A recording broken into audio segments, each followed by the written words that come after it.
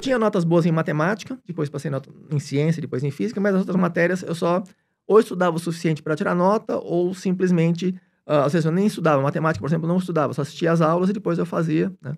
Às vezes eu nem assistia às aulas e deduzia na hora algumas coisas. Então, nunca fui um aluno assim com muito destaque, exceto em matemática, física e ciência, química também, né? Então, redação também.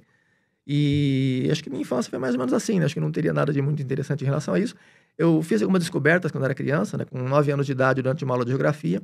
A professora falando sobre o perímetro do litoral brasileiro, né? Qual era o tamanho do perímetro que a gente tinha que medir no mapa e dizer quanto que dava o perímetro do litoral.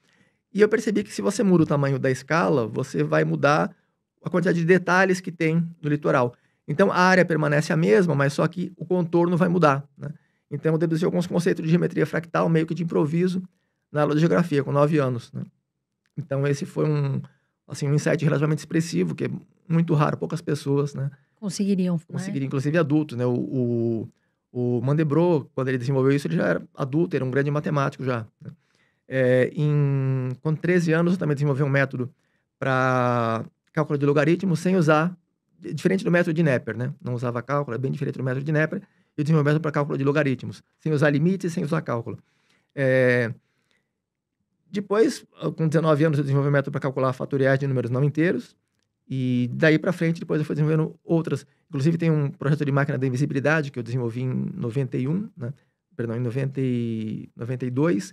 E em 2003, o Susumu Tashi, da Universidade de Tóquio, e pesquisador emérito do MIT, ele desenvolveu um projeto similar ao meu, só que menos completo. O meu era invisível de todos os ângulos, né? Você pode observar de qualquer ângulo, ele seria translúcido, na verdade, né? Você percebe uma distorção um pouco naquela região.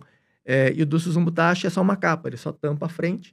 Então, você olha, tem até umas fotos, se você pesquisar na internet, tem uma foto do... Só que o meu foi só o projeto. O Susumu Tashi, ele implementou e construiu de fato, né? E...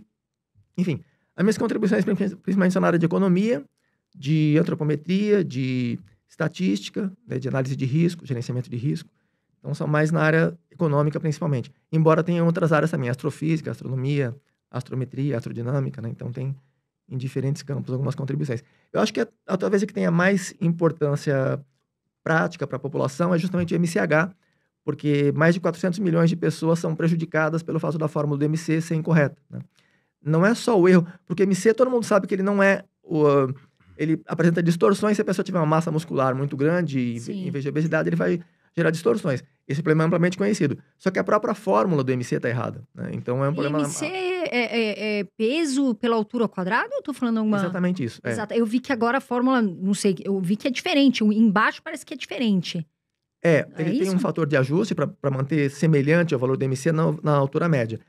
Para a altura média fica igual, né? Pessoas com 1,72 m, 1,71 m, tanto pela fórmula do MC quanto pela fórmula corrigida, tem o mesmo valor. Só que se a pessoa é muito alta ou muito baixa, quanto mais alta for a pessoa, quanto mais baixa, maior vai ser o erro, né? Perfeito. Justamente porque o expoente embaixo é diferente e também tem um fator de ajuste. Só que o fator de ajuste não interfere, é só o expoente que vai dar a diferença realmente.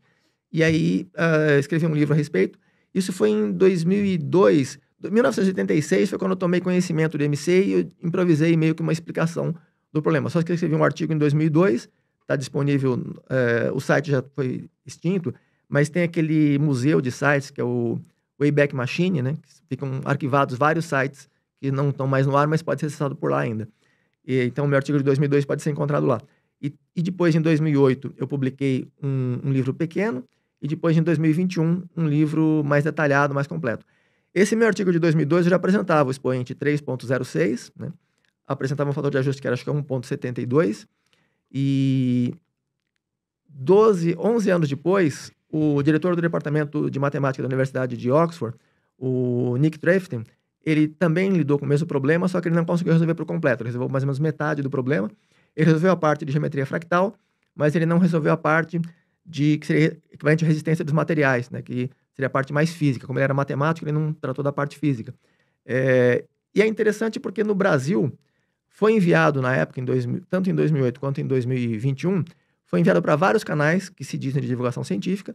Entretanto, existe um problema muito grande de uma bolha, né, de uma panelinha meio grave e sabotagem que tem nesse meio, e acabaram não divulgando. Então, O do Nick Treften, embora esteja errado, ele tem mais divulgação, porque ele é inglês, né, no Reino Unido, então é muito mais repercussão do que no Brasil.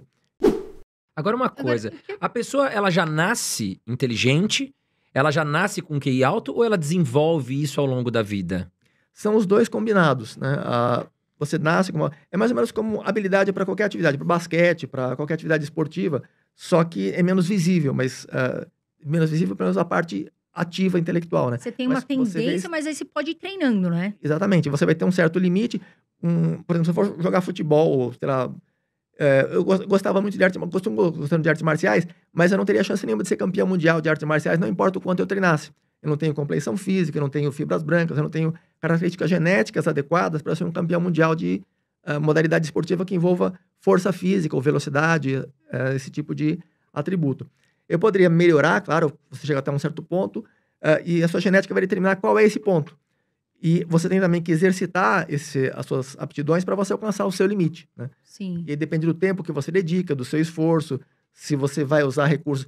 Muitas pessoas usam vasodilatadores. Eu nunca usei, não pretendo usar, porque acho que tem efeitos colaterais de longo prazo, inclusive risco de derrame cerebral. Por exemplo, Ritalina, alguma coisa assim, de medicações? Pois é, eu evito, nunca usei e não pretendo usar. Só se houver necessidade por motivo de saúde. Aí eu vou usar para tratamento. Mas para aumentar a performance, eu não vejo muito sentido, né? O que houve recentemente foi do Niemann. Não sei se vocês tomaram conhecimento do caso do Niemann, que ele, aparentemente, ele colocava no sapato algum chip, alguma coisa. O Elon Musk tem uma opinião de que ele colocou em outro lugar o chip para fazer... Porque chegaram a pedir para ele tirar os sapatos, passaram um detector de metais, não conseguiram encontrar em lugar nenhum. E aí o Elon Musk sugeriu que talvez ele tivesse... enfim, feito em outro lugar para... Pois é. E aí... mas... isso houve uma desconfiança e não conseguiram provar. Inclusive, depois ele processou as pessoas que haviam acusado ele de ter feito isso. Eu fiz um estudo estatístico sobre isso em 2022 e a probabilidade de que ele tivesse, de fato, fraudado era muito alta, mais de 99,9%. Só que ninguém encontrou como ele fez, como ele construiu essa fraude, né? E ele ficou durante um tempo fazendo isso. E depois a performance dele caiu. Então, quer dizer, bem estranho, realmente. Durante o período em que houve uma suspeita forte, ele estava indo bem e, de repente, a performance... Depois que começaram a cercar, né, em volta e, né, a performance dele caiu. Quer dizer, provavelmente ele estava realmente se beneficiando de alguma forma, mas ninguém conseguiu provar como ele fez isso, né? Sim. Agora, o que eu me pergunto muito, Lindenberg, é assim, a gente fala em Hindenburg, né? Mas faz, fica à vontade. É a questão de doenças emocionais, doenças psicológicas. O que eu percebo é que quando a pessoa tem um QI mais alto, e isso você pode me corrigir, não sei se existe alguma pesquisa que fale isso, você acha que essas pessoas têm a tendência de ter mais depressão, mais ansiedade, ou mais, por exemplo, serem mais reclusas, ficarem se questionando muito no mundo, enfim? Você acha que isso cientificamente faz sentido? Ou... Tem estudo sobre isso, a Ruth Karpinski, se você pesquisar no Google, você encontra o estudo da Ruth Karpinski, mas tem várias falhas no estudo dela. O grupo que ela pegou, a amostra que ela pegou, é enviesada. Ela pegou pessoas da Mensa, 3.715 pessoas da Mensa, e comparou com pessoas da população em geral. Só que as pessoas da Mensa não são... Elas têm QI acima de 132, mas elas não são representativas da média das pessoas com QI de 132, acima de 132. Porque na Mensa tem 134 mil membros no mundo. As pessoas potencialmente qualificadas para a Mensa, que cumprem o critério para aprovação na Mensa, tem 160 milhões no mundo. Então, quer dizer, menos de 1 em 1.000 das pessoas que têm 132 de QI optaram por se inscrever na Mensa. Eu, por exemplo, nunca me inscrevi na Mensa, né? Então, muitas pessoas estão qualificadas para a Mensa, mas não se inscrevem justamente porque o público em geral que vai para a Mensa, algumas são muito simpáticas, muito agradáveis, mas tem outras que têm um perfil bastante sociopata em vários aspectos, né? Elas são... As reuniões que tem na Mensa, eles ficam discutindo quem tem o QI mais alto, é uma reunião muito... competição, superficial. assim, né? Então, eles... Não só... Às vezes tem competições que são saudáveis, mas eles são muito fúteis, né? Eles não tratam de questões... Assim como tem futilidade, muitas vezes, para dinheiro, para estética, eles têm com relação à inteligência. Sim. E eles se supervalorizam mais do que realmente... Muitos deles nunca fizeram nada de relevante, de produzir realmente alguma coisa que justificasse, sei lá, por exemplo... O Einstein deu contribuições importantes em vários aspectos, o Turing deu... Newton, né? O Newton deu vários... Aí a pessoa, porque ele teve um resultado num teste de QI, que foi relativamente alto, sei lá, 140, 150, ele acha que isso faz dele uma pessoa melhor, eles maltratam as pessoas, eles têm várias características inadequadas. Então, essas pessoas que entram, não são todas, que não dá para generalizar. Mas no Brasil, na Mensa Suécia, na Mensa Dinamarca, na Mensa Noruega, eles têm um perfil bem diferente da Mensa Brasil. Na Mensa Estados Unidos parece até um pouco com os da Mensa Brasil, em alguns aspectos. Mas algumas mensas não têm esse perfil. Mas no Brasil e também muitos dos Estados Unidos tem essa característica. E eles fizeram um estudo com essas pessoas da Mensa, que não são representativas de todas as pessoas com QI acima de 132. E não levaram em conta esse viés quando fizeram a interpretação dos resultados. Então, nesse grupo que eles fizeram, que são pessoas, não são todas as pessoas com QI acima de 132, mas sim menos de 0,1%, que são os membros da Mensa. Eles constataram que tem realmente predominância de ansiedade, quase 2 vezes maior que o normal, depressão também quase 3 vezes maior que o normal, né? Pegar uma população aleatória e uma população da Mensa. Porém, quando você considera várias pessoas, quase todas as pessoas que vocês entrevistaram aqui, têm QI acima de 130. Só que quase nenhum deles é membro da Mensa. Então, você tem uma ideia, eles têm perfil de alguma característica que seja mais depressivo ou mais ansioso do que o normal? Não tem. Em geral, vocês percebem que se você pega uma população entre os que têm acima de 130, mas que são a população em geral, e não os membros da Mensa, não tem esse perfil. E esse estudo não considerou isso.